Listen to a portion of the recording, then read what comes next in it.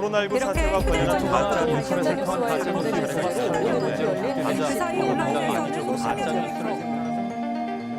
이처럼 가짜 뉴스는 다양한 영역에서 여러 플랫폼을 통해 계속해서 생겨나고 있습니다.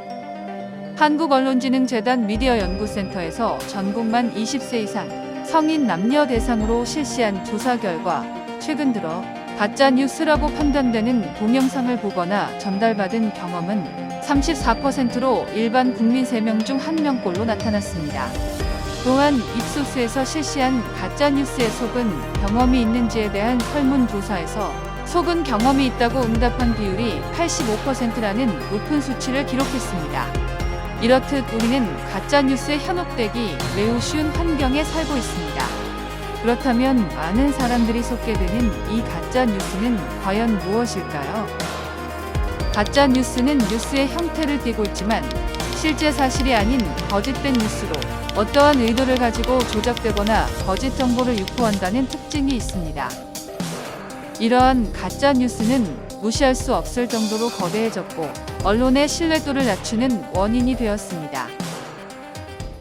제가 보는 측면에서는 언론 종사자들의 문제가 있을 거고요. 또 하나는 수용자의 문제가 있다고 생각을 해요. 일단 언론 종사자의 문제로서 얘기를 한다면 세상에는 사실과 진실이 있잖아요. 사실과 진실의 차이는 사실이라면은 실제 일어난 일, 현재 있는 일 자체고 진실은 그 너머에 거짓이 없는 사안이잖아요. 근데 어떠한 사안에 대해서 사실도 있지만 진실도 있어요. 예를 들면은 1992년에 김보은 양 사건이라는 게 있었어요. 아버지를 딸과 딸의 남자친구가 살해한 사건이에요. 사실 자체로만 보면 폐륜 사건이죠. 딸이 남자친구와 공모해서 아버지를 살해했다. 끔찍한 일이죠. 거기서만 멈추면은 안 되는 거죠. 그럼 왜 죽였는지를 찾아봐야 되잖아요.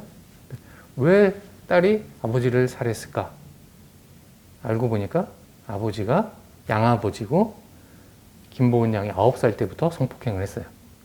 그러니까 대학생이 될 때까지 계속 딸을 성폭행했던 거죠.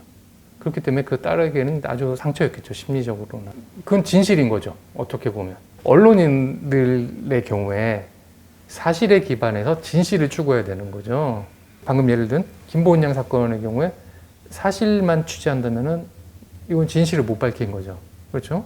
그냥 이런 일이 있었다. 사실만 얘기해버려요. 그러면은 그 뉴스 수용하는 시민들은 진실을 알 수 없는 거죠.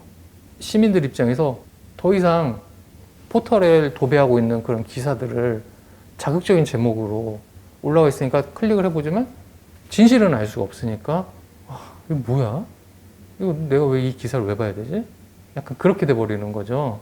저 사람이 왜 저런 걸 썼는지, 그리고 그 비판의 당사자는 입장은 무엇인지, 진짜 무슨 일이 있었는지를 취재를 안 해요. 이 뉴스를 보고서 시간 낭비했네?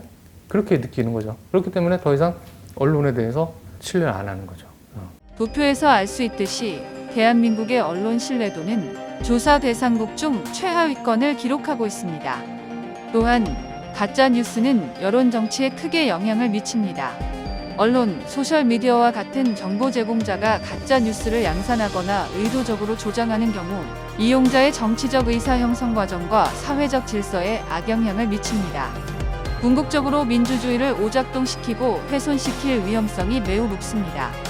그로 인해 편따르기, 거짓, 선동과 같이 견해가 다른 사람들에 대한 증오심을 불러일으켜 민주주의의 폐단을 유발할 수 있습니다. 그렇기에 가짜뉴스에 관한 피해를 막기 위해 우리나라에서는 다양한 노력을 다하고 있습니다. 이제 언론중재법도 이제 야당과 논의하고 있으면서 특히 비디오 개선 특위라든지 그 언론 미디어 개선 제도 개선을 위해서 특위를 만드는데 지금 이제 그것도 잘 안 돼요. 대선이 이제 다가왔어. 그리고 특히도 이제 망으로 하는 인터넷 망으로 하는 그 유튜브 이런 데 엄청난 인권 침해라든지 너무 많잖아요. 그래서 이런 거라도 좀 빨리 하자 하는데 사실로 이제 또 대선이 다가오면 그것보다는 이게 더 대선이 중요하다 하는데 이거 정치를 떠나서라도 그 유튜브 때문에 이 명예훼손이라든지 엄청난 피해를 보는 사람들이 많잖아요. 그래서 이런 거를 이제는 언론의 자유라는 비명하에 놔놓지 말고 어느 정도 이제 규제를 하고 또 책임이 따르는 언론 보도를 해서 진짜 가짜 뉴스나 허위 조작 뉴스 이런 게 좀 판치지 않도록 해야 되고, 대신에 이거는 표현의 자유는 위축되지 않는 범위 내에서 언론의 책임을 묻는 기준을 빨리 마련해야 될 것 같습니다.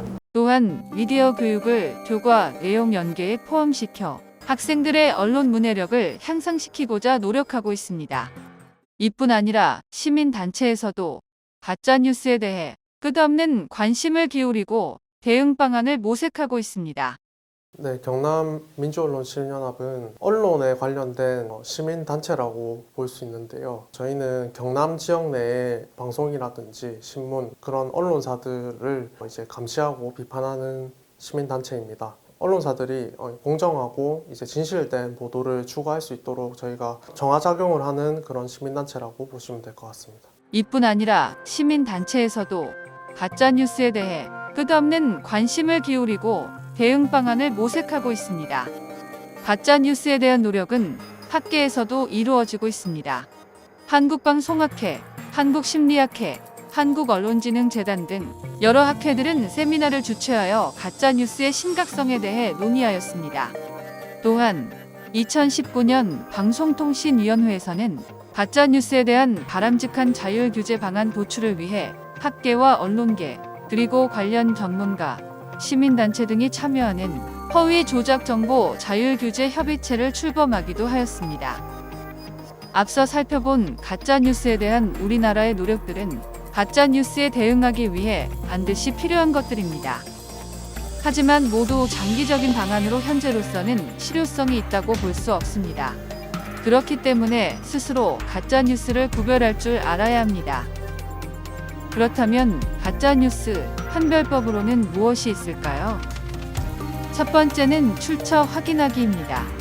지금 보여드리는 영상은 코로나 백신에 관한 가짜뉴스를 유포하고 있는 유튜버의 모습입니다. 뉴스 기사를 편집해 보여주며 그럴듯하게 말하고 있지만 댓글을 근거로 허위 사실을 주장하고 있습니다. 이 기사는 중앙일보에서 KBS의 범죄를 보도한 내용입니다. 국회의원의 발언을 언론학자의 발언처럼 교묘하게 편집해 출처를 속인 기사입니다. 반면에 이는 출처가 표시된 기사입니다. 이처럼 출처는 가짜뉴스를 분간하는 데 있어 가장 쉽고 중요한 방법입니다. 두 번째는 근거 자료 확인하기입니다.